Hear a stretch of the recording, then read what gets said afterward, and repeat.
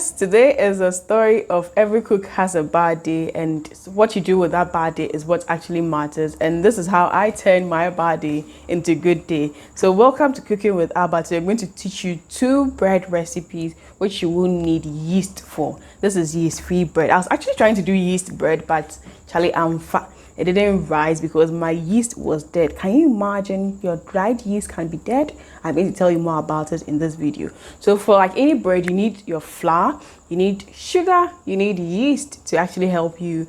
And then I use a Pastry Spice and salt, which is on my channel. Then I also have some milk and egg. The quantities are all in the description button together with my margarine. So to kick off, I just poured in the dried ingredients, which was the flour, the yeast, the sugar, the salt, all of them into my bowl, and then I gave it a good mix. Then afterwards, I added in the wet ingredients here. So I added in my margarine first.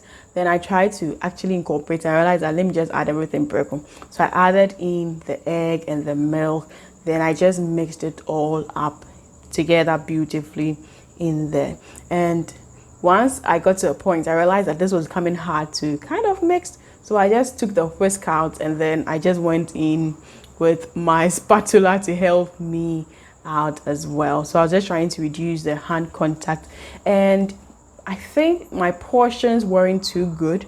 And so for this, it became very, very soft. But I wanted to try it and see whether, well, even though it was too soft, the thing about soft bread is that when it sits, it's supposed to rise and you won't be able to really clean it so much. You get it soft, but you won't get it very stretchy. So I was like, let me just leave it like that. I let this rest for 30 minutes and it didn't look like anything really happened. So I mixed it and I was like, what is happening? I added in more flour because I felt, well, maybe because it was less thick, that's why it wasn't giving me that good rise in there, because for bread it's supposed to rise. Then later I realized that no, this thing was still not working. Apparently my yeast was dead. Yes, my yeast was dead. Well, so what actually happened is this yeast, I think I lost track of the date, and it had been there in my local for over a year, and I think it had crossed this expiring date as well. So it was later I went to check. After this video, I went to check and I realized that, boy, my yeast had actually expired and it had flattened. Usually after it expires, it's still usable so far as it's rising, just that with time you may have to use more to actually get good results. And this one wasn't giving me any good result because you realize that it was not even forming into the bread thing, even with all the flour that I added. Aside that, it was not rising. I was like, what is going wrong? So I just kept in adding the flour to make sure that it wasn't too runny, because I felt maybe the margarine and the milk and things were not. Apparently the yeast was actually dead. Yes, the yeast was dead. And so I'd always recommend, if you want to keep yeast, please check the expiry date. Make sure that once it's expired, at least within 2 or 3 months, finish it up, because you can use it even 6 months after. But the longer it takes, the less the potent goes down, or the less the potential in it to really give you that good rising effect.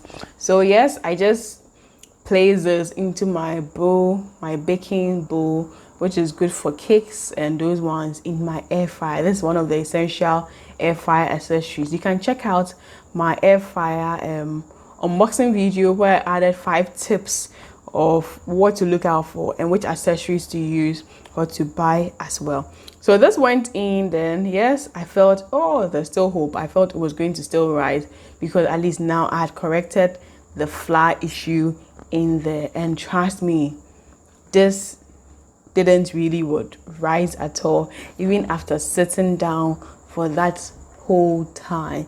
Yeah, so if you have that issue, don't worry. Your dead yeast won't really help you when you're making bread, because it's not going to rise. After letting it sit in for 40 minutes to let it rise, it didn't even rise. Yes, the dough just rested. So I just went in to just do my cake function, which is a 170 degrees for 20 minutes using the air fryer. I actually let it bake till it was done. Then I realized that the thing wasn't rising. Then I just googled later and I realized that, well, yeast, when it gets dead, that is what actually happens. Now, another thing you should note about your air fryer is that when it bakes more heat at the top and less at the down. So if you want it very crisp and crunchy, it's okay. You can flip it over and bake the other side as well. So once I was done, yes, I tried baking both sides and I got it very dried in there. This was very good. It was very cakey. It was like, it didn't even feel like bread. It tasted very good. You could feel the milk, you could feel like everything in there, like a cake bread in there. So the next run, same yeast, I was trying to find out what the problem was. So I decided to mix the yeast with the sugar separate so that I'll see what the problem was. And you realize that even as I was mixing, the thing was becoming very lumpy. And that made me realize that, oh, apparently my yeast was dead. So this is actually one way to find out if your yeast is dead. If you mix it with the sugar and it's still not mixing properly, you let it sit and it's still not, forming, dissolving, you know that the yeast is dead. The sugar would even separate from the yeast. That is the trick in there. So this time round, I separated it and I did the dried, which was the flour with my pastry base, my salt. I added in my milk powder, then I mixed it all up. Then once I was done, I had to check for my yeast, and I realized that this yeast was no, it was dead. So I added in my sugar to the bread dough I was making. Then I added in baking powder and some baking soda as well, because I needed this thing to rise, and I didn't have any extra yeast, so I just had to use the baking powder and baking soda. And I remembered I had egg there, so I just poured 1 egg into it to just give it that rich consistency. And guess what? If you do this, you're actually making scones. This is how to make very delicious scones recipe out there. So I actually mixed it all up. I was using the whisk initially, but I realized it wasn't going to give me a good result. So I just used my hands in, then I kneaded it perfectly well, and then it all came together beautifully. Yes, so this is how I actually turned my situation around. So honestly, if your yeast, you're not too sure about it, please don't mix it all together. Mix the yeast and sugar separately so that if it's not rising, you know what's going wrong and you know how to solve it. That was one lesson I learned very well from that day. Yes, unless the yeast is fresh, you've checked the expiry date and you've used it before, you know that it's very good. Yes. Then I add in the margarine. Yes, adding in the margarine later actually even helps you knead, because if you add it first, it becomes very soft, but as you mix it together with it, it also loosens it up and it adds in more flavor to your bread. You can do this without margarine, but margarine will give you that good tips in there. So once I'm done, I just cover it up, let it sit for 30 minutes, and that is going to help your dough actually rest in there. It's good to rest your dough before you bake it. That gives you good feel good and texture and all of it. Yes, you want your dough to be well rested before you proceed.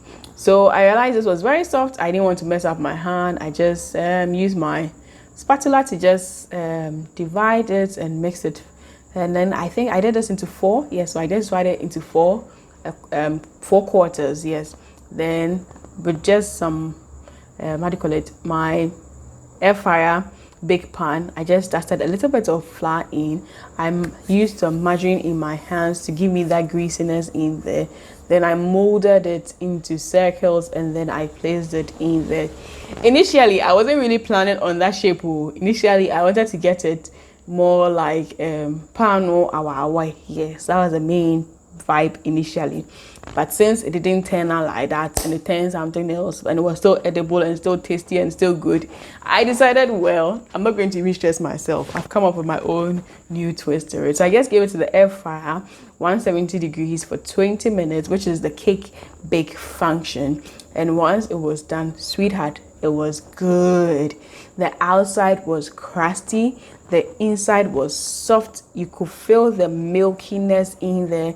It was very tasty. Like, this is one of the good scones I've had. Usually when you buy scones outside, you get the thing very hard and you may not feel the milk and the ingredients in there. And the pastry spice actually does help with the flavoring as well, so you should check out the pastry spice on my channel. Check out my air fryer 5 essential tips, especially the how do you call it, the accessories to look out for, and do check out my other bread recipes as well. Till I see the next food video, do live life to the fullest, be joyous, be merry, lots of love from my team and I.